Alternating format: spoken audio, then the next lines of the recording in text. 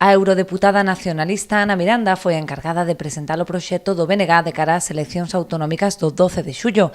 Neste primeiro acto de precampaña na comarca, Miranda quixo ter unha lembranza especial para a exconcelleira e deputada provincial Ánxela Franco, falecida recentemente.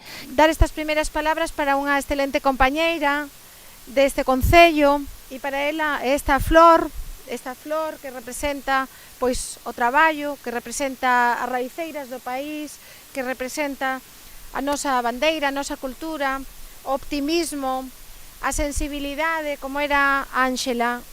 Desgraciadamente non puden estar no seu enterro, pero quero aproveitar de vir aquí e deixar esta flor para ela, que representa a continuidade no traballo desta xente nova, a continuidade no traballo dunha organización política que pertence, como é o BNG, ao que ela tanto quería.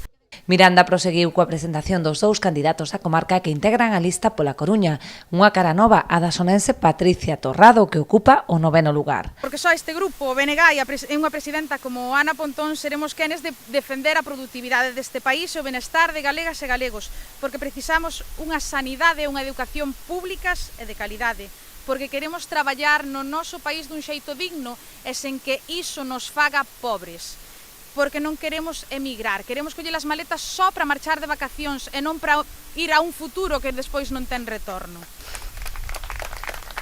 Tamén novo, aínda que con experiencia en primeira liña política, posto que forma parte da Corporación Municipal de Outes, o número 13 da candidatura, Anxo Núñez. Quedoume claro que a única opción para lograr unha Galiza mellor era o BNG.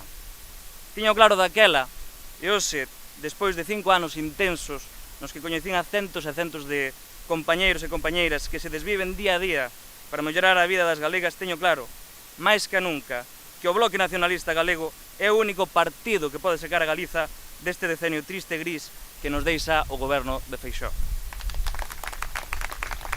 Os candidatos fixeron un chamamento á participación nas próximas eleccións para facilitar un cambio de rumbo á fronte do goberno de Galicia.